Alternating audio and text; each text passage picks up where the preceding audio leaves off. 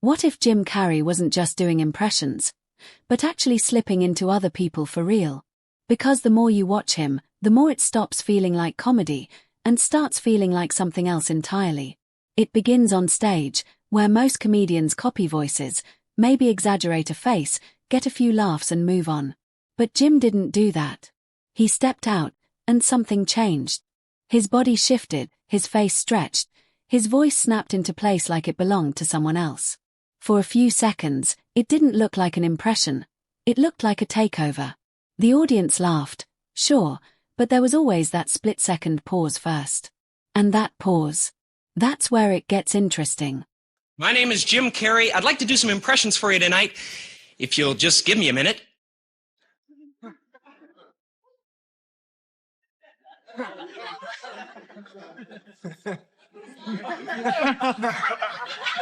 Ladies and gentlemen,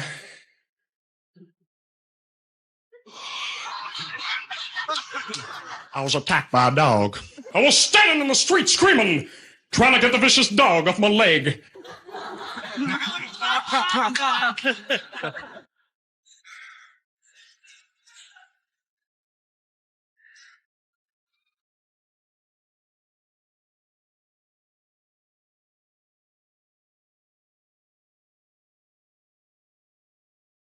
And of course, my favorite, Jack Nicholson. I can't believe I ate the whole thing.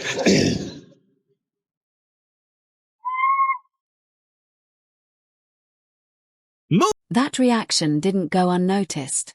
Hollywood saw it fast. This wasn't just talent, it was something rare, something you couldn't teach. When he stepped into films, especially moments like his Clint Eastwood-style delivery, it didn't feel like parody. It felt accurate, almost too accurate. And that's when people started asking a quiet question. How far can he actually go with this? Be careful what you wish for, punk. No, nope. I am a reasonable, sane human being.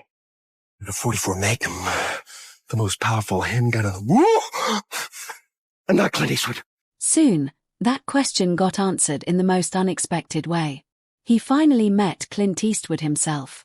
You'd expect tension, maybe even criticism. But instead, Clint reportedly praised the impression and even shared it with others. That kind of validation should have been the peak. But instead, it pushed Jim even further. And what happened next started to blur the line completely. Here, I'm going to start unpeeling, unveiling. Just peel it, yeah, just keep peeling.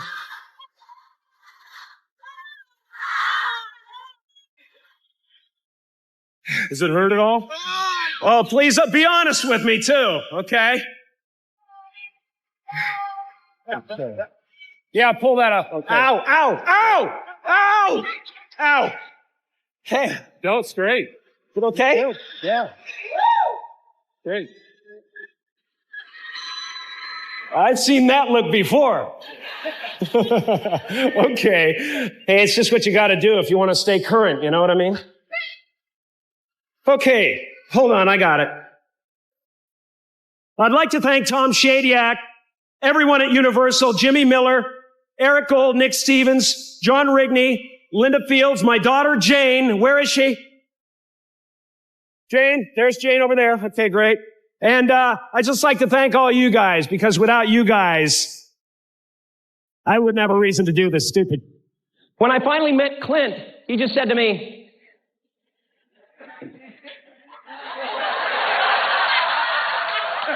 I love that tape. And I show it to all my friends. Naturally, I was elated. I wanted to do the best possible job that I could do for this man. You know, the first day of shooting, I showed up with all these wild ideas. I said, I have a ton of ideas that I want to try out, Mr. Eastwood. You know, don't mind. You know, I was expecting a little bit of resistance. But Clint just looked at me and said, well, maybe we'll just turn the camera on and let him go.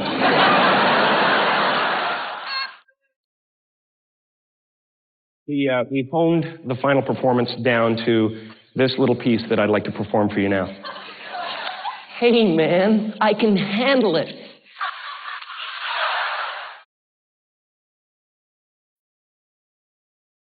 Public appearances turned chaotic. Not messy, but unpredictable. At one award show, he didn't just walk on stage, he performed like he was peeling his own face off, like identity itself was something you could remove. Later, during a tribute, he didn't just speak, he exploded into a performance that felt almost unhinged. People laughed, clapped, cheered, but you could feel it. Something about it didn't sit normal. And that's where it gets messy. So I'll just say this. You're simply the best. You're better than all the rest. You're better than anyone. Maybe even him. Yeah, I'm talking to you. You're simply the best. Ba, ba, ba, ba, ba. Wouldn't this be great with music? Ba, ba. Living in America. Got to have a celebration. Ow! Huh.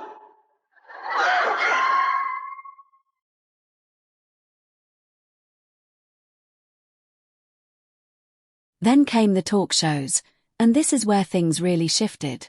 Instead of answering questions, Jim would flip the entire room. Hosts became targets, characters, reflections. He studied them so closely that he could turn into them mid-conversation. What started as comedy quickly turned awkward, then fascinating, then slightly uncomfortable. Because you couldn't tell where the joke ended. What's he got that I haven't got? What's he got? What's the secret? I can do all that stuff. Alrighty then. Smoking! Very nice to meet you!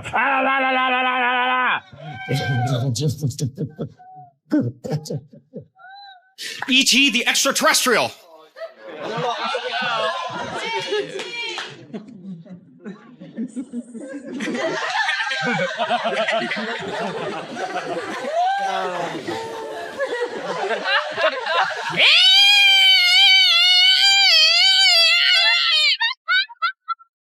And I know, you people don't like when guys get up here and espouse their political beliefs. I just want to say one thing.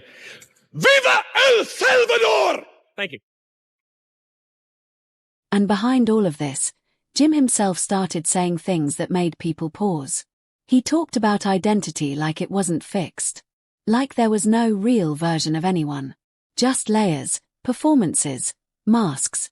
At one point, he even appeared as if he fully stepped into another persona, acting like a completely different person. Some moments were clearly jokes, but others. People still debate that. Nothing was ever officially confirmed, but the shift in how he spoke about reality was hard to ignore. What am I doing in a spacesuit? I don't want to go to space. I want to go to Miami. Hey, I'm walking here! I'm walking here! There have also been online discussions, unproven and not medically confirmed, about how his face seems unusually flexible, almost stretching beyond normal limits. Some have speculated about conditions that could explain it, but again, nothing has ever been verified. Still, when you watch closely, it's hard not to notice how physical his transformations really are. And that detail only adds to the mystery. God, I feel so vulnerable. Captain, intruders are approaching the bridge, sir. Spock, who is he? A former Calypso singer, Captain. Hey, mister, you can't come in here and talk to me like that. Mr. Spock, my friend, we've got to do something. Why do you say we, Caucasoid? Spock, are you out of your fucking mind? You get off my ship, buddy! Put your puny weapon down, Captain. Go to your room. But the moment that really unsettles people comes from something much quieter. A simple dinner story. Jim once described sitting across from Anthony Hopkins, the actor known for playing a calculated, patient character on screen. And the way Jim told it, it didn't feel like a casual memory. He described a presence, a stillness, something almost predatory in the way Hopkins observed. No accusations, nothing confirmed, just a feeling. But the way Jim explained it made it sound like he wasn't just remembering. He was reliving it. You really got to get out there and talk to people. Anyway, who cares? I have been beaten by Roberto Benigni. He has jumped into my ocean. A lot of actors started doing bad commercials. Remember Robert De Niro's?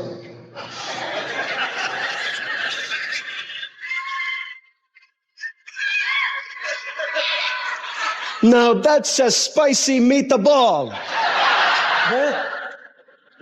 Or Bruce Dern. Where's the beef? Where is it? Give me the beef or I'll crack your head open. And that's the question no one can fully answer.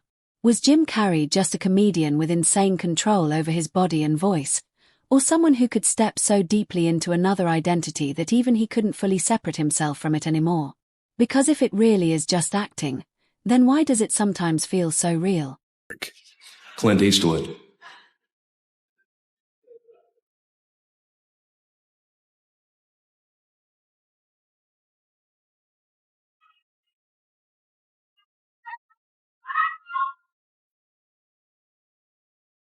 Kidding face lets your friend know that you don't really mean what you're saying, and then he does the kidding face back to you, letting you know that that he's understands that you're kidding. Can I see the kidding face? Well, it would be like, you're an idiot.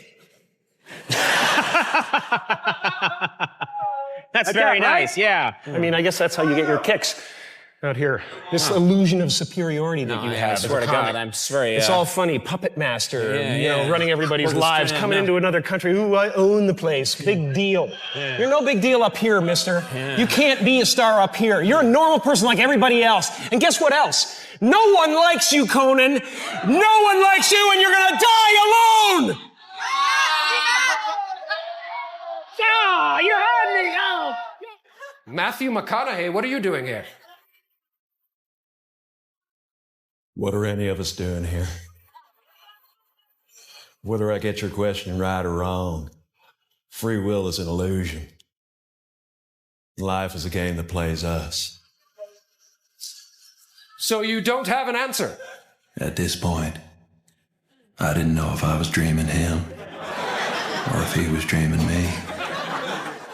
Also, I was 90% sure that I'd left my Lincoln running with the doors unlocked.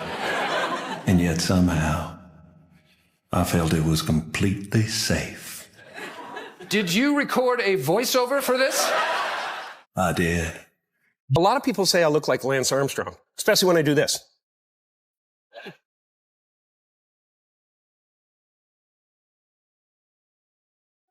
Oh. It's fantastic, isn't it? There's no feeling like it, man. Around mile 50 is where I break away from the pack by just passing wind.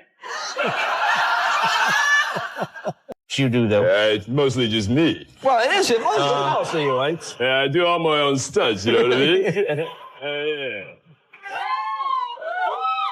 You know, people pay a lot of money to come to the theater. They want to know what I'm doing inside, you know? This is one of the best comedians on television today, Robin Williams. This week at Divine Acreage, I'd like to report on the political situation down here in Canada. You should see it down here. It's quite a mess. The whole country's like a huge search commercial because they have two countries in one. Thank you, Your Immenseness. So, and by the way, you know, they said a Frenchman would never be Prime Minister of Canada, but it's Trudeau. And he came over and we had dinner together, and I told him that that's how I approached Ace Ventura. It was a smart bird, and he went, I do that. I do that. Hannibal Lecter was a cross between a crocodile and a spider, a tarantula spider, with infinite patience, infinite time to just wait for the perfect moment to strike! And he would... and you were alone in the house with him. I was eating dinner with him, and frankly, it got a little creepy. Yeah. It really did. It started getting creepy. I started going, more roast beef, man? There's plenty in the kitchen. Okay, we're gonna take a short commercial break here and be right back. on here. Wait a second. What happened to Branford and the band? Oh, snap. They had to run off early. They had to do the Arsenio Hall show. Well, that's it. They're banned. They're banned. The band is banned. I don't care. I don't need them anyway. I don't. As long as I still have my audience, right? You ever make the wrong turn and next thing you know, you're in the hood? And why do they call it hood? What is it, like the entire city's a giant sweatshirt and that's the part you pull over your head? What is the deal?